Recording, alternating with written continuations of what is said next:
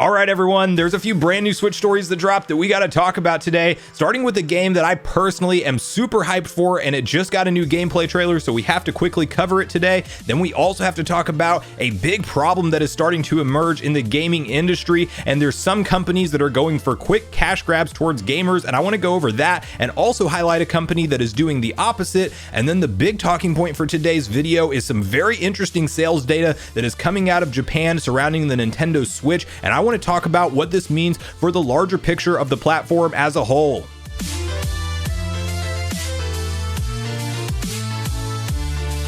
What's up, Nation? If it's your first time on the channel, make sure you join Sunbro Nation by subscribing below. Hit the like button on this video if you enjoy it today, and make sure you turn on your bell notification icon so you're kept up to date with all the newest gaming news. Now, as I mentioned, guys, we're covering a few different stories today, and we got to start it off with a title that I personally could not be more hyped for to come to the Nintendo Switch platform, and it is a spiritual successor to some games you may remember by the names of Jet Set Radio, Jet Grind Radio, and then Jet Set Radio Future that was out on the Xbox, and we are talking about Bomb Rush Cyberfunk. And the reason that it is in the news, of course, is because it just received a brand new gameplay trailer that highlights really just an excellent showcase of what this game is going to have to offer. And if you are somebody that has nostalgia for those Jet Set Radio or Jet Grind Radio games, this is going to be a day one pickup in my opinion. It looks incredible. The soundtrack sounds great. It definitely has heavy inspiration from those original games, obviously, as it is claimed to be a spiritual successor to it. And so you know what they're going for here. And it was even really cool to see in this trailer them add in BMX bikes that you will actually be able to ride and do tricks on. And as you're traversing through the levels, of course, BMX bikes are supported. And it made me think back to the fact that I probably haven't played a game with a BMX bike in it since Matt Hoffman Pro BMX or Dave Mira's game, whatever that one was called, back on the PS1 era. So it has been a long time for me for some of it. I do love to see the tricks and things that you can actually pull off in this game. And the thing that I don't know is a release window at the time of filming this video, as the company that is developing it has not gone out of their way to say exactly when they're aiming for this title to drop. But this is one that I will continue to watch because, like I said, it's just been too many years since we have seen a game of this style, and I really want to hear from you guys in the comments down below if you have nostalgia for the Jet Set Radio games, and you know, which platform did you play it on? Because I mainly played Jet Set Radio Future on the Xbox and spent the majority of my hours in that title, and I just can't wait to get my hands on something somewhat similar to that again in 2022. So this is going to be one to keep your eyes on. Let me know in the comments down below all your thoughts and opinions on Bomb Rush Cyberpunk in the comments down below. Now, the next story we're talking about today is really a big problem we could be right around the corner from in gaming as a whole, and you can say maybe it'll start off more on other platforms, but it will absolutely make its way to Nintendo Switch games as well, and that is game developers and companies taking advantage of NFTs as a quick cash grab. It's not to say, to start off this topic, it is not to say that NFTs don't offer any value. I'm sure that as we go to more of a all-digital future, there will be some very good uses for these, such as true digital ownership of a title that can't just be pulled back from licensing reasons and things like that. Like, NFTs is a secure way to purchase something digitally that shows you are the legit only owner of that exact copy of that game or whatever you have. You know, there's artwork that gets sold for ridiculous amounts of money that are all based around NFTs, so that way somebody can say they are the only owner of that artwork. That said, it is creating a big window for these large corporations to go ahead and play on the nostalgia of gamers and put in minimal effort, just literally sell you like a digital poster that they already had laying around that you could have bought physically, and then now they're going to charge you money for it, but you're the NFT owner, so you're the big dog on the block, right? And it's kind of a disgusting thing to see so many companies hop on board with this right out of the gate. Most notably today, we have Konami in the news doing this for Castlevania's 35th anniversary with a selection of NFT posters that they're auctioning off, again trying to get top dollar for them, because of course you can only buy or be the real owner of one of them, even though you could just right click and save that image on your desktop. Like, it seems ridiculous now, but my worry with this, of course, is that as we go into future generations of gaming and we get more into whatever this whole metaverse thing is going to become, that this really will become valued by younger generation gamers. But I think it's important to not let companies just take advantage of having this digital asset and just quickly ask exorbitant amounts of money from gamers as just a quick cash grab at the end of the day. So far, we have have most notably Ubisoft, Square Enix, and EA, in addition to now Konami, all kind of falling into this gaming NFT scheme. But I do want to highlight one interview that just dropped right before I was filming this video around Sega and their stance on it. So let's quickly read through the article together, because I am hoping that more companies will have the mindset that Sega does going into this, because I think it's safe to say that the large majority of gamers see this for what it is, a quick and easy cash grab, and it's not something we should support. So let's quickly read through the article together so we're all on the same page with the information that Sega has shared, and at least shine a little bit of a positive light on them in this situation right now. Sega promises to avoid NFTs if gamers think it's a money-making scheme. Sega will scrap its NFTs and play-to-earn plans if gamers don't approve. Back in November, Sega said it was interested in experimenting with NFTs and other emerging technologies. Now the Japanese game maker says it could halt its R&D initiatives and investments into NFTs if the global gaming audience pushes back. So far, gamers have vehemently decried NFTs, blockchain, gaming, and play-to-earn, despite major publishers like Ubisoft, EA, and Square Enix all evangelizing the new tech. In a recent management meeting, Sega CEO Haruki Satomi confirms there's no concrete plans with blockchain, NFT, or play-to-earn. Lots of things need to be considered, Satomi says, including regulations, implementation, and overall player sentiment. He's quoted here saying, "In terms of NFT, we would like to try out various experiments. We have already started many different studies and considerations, but nothing is decided at this point regarding P2E. There have been many announcements about this already, including at overseas, but there are many users who show negative reactions at this point. We need to carefully assess many things, such as how can we mitigate the negative elements, how much can we introduce this within the Japanese regulation, what will be accepted and what will not by the users. Then we will consider this further if this leads to our mission, constantly creating, forever captivating. But if it is perceived as simple money making, I would like to make the decision not to proceed."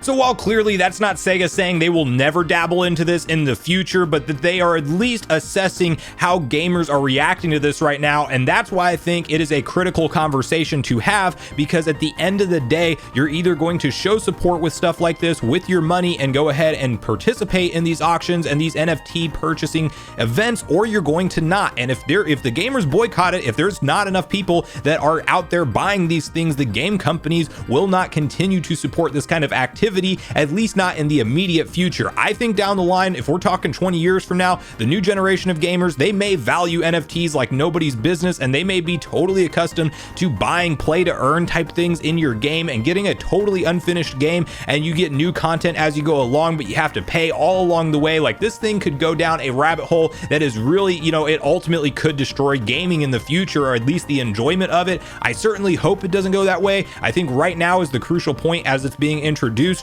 to be vocal and actually either support or don't support based off of your own perception of if the company's just trying to get away with the cash grab. And unfortunately for the companies who are going after this right now, at least in my humble opinion, it appears on all fronts to just be that, a simple cash grab. So I want to hear from you guys on this particular topic, because it's a very interesting one, very divisive, I'm sure, amongst some fans, but I do think that gamers as a whole see this for what it is right now. But regardless, I want to hear from you on which side of the fence you fall on, what you personally think would be the good elements of NFTs in games going forward, such as true digital ownership, and where you think it might ultimately end up 20 years from now, and whether or not you think that this really will have a foothold in gaming, or if it's a fad thing right now that will crash and burn. So I do look forward to hearing from you guys on all of your thoughts and feelings on all things NFTs and gaming in the comments down below.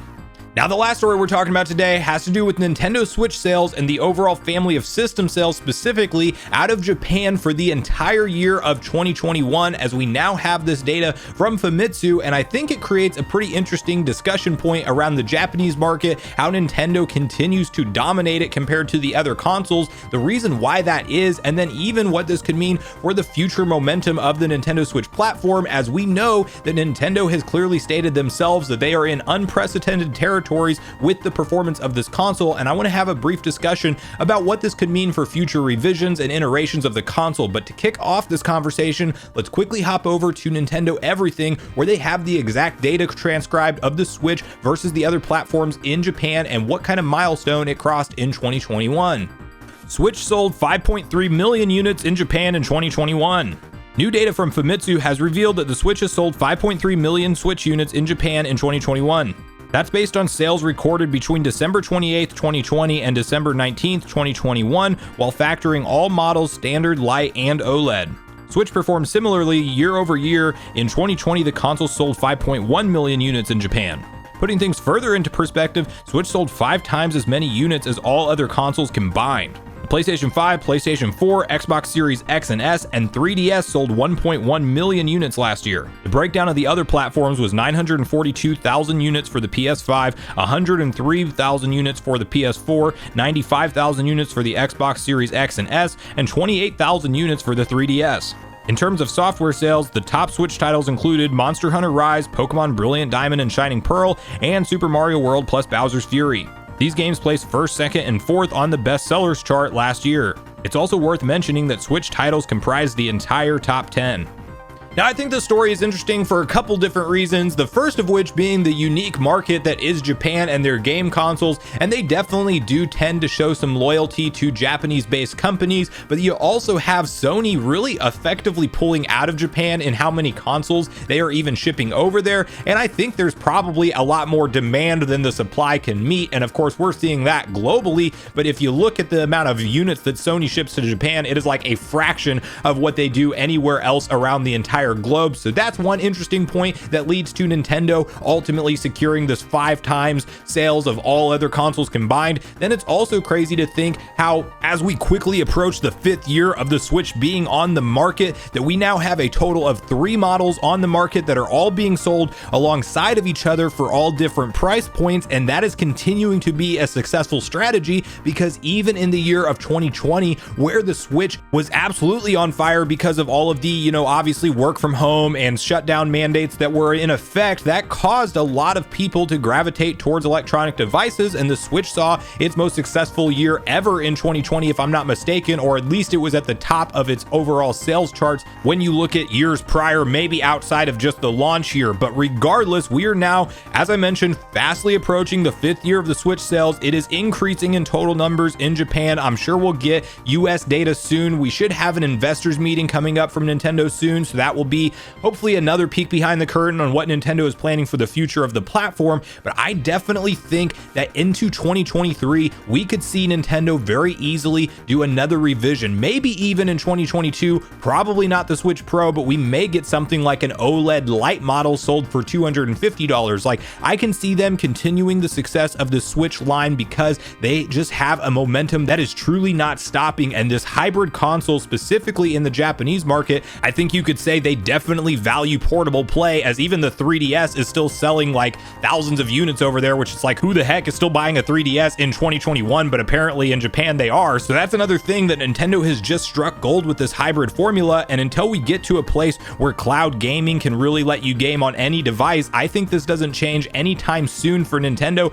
and I think that they just keep the train rolling with more revisions. Maybe, like I said, the Switch OLED model in 2022, and maybe we're talking about a beefed up processor or something in the dock that allows 4K DLSS upscaling to take place on the Switch, not native 4K. I don't think we're in that world or that realm yet. We're really not even there on the PS5 and Series X consoles as far as rendering 4K natively comfortably. Like, almost everything is upscaled, but you do have to have the conversation that if Nintendo wants to stick to the Switch long term, the TV market has already completely adopted the 4K formula as the base resolution, as you just truly can't find a 1080p TV out there without going out of your way to do so. So I want to hear from you guys in the comments down below what you think this means for the future of the Switch platform as a whole. Do you think we're getting more revisions before Nintendo comes out with the true next-gen successor? When do you think we might see these next revisions hit? Do you think there's a potential of a Switch Lite OLED dropping in 2022? Maybe it's a digital-only console, as we had that heavily rumored that we talked about in a previous video. And then share with me what you think Nintendo's broader plans are for the Nintendo Switch platform,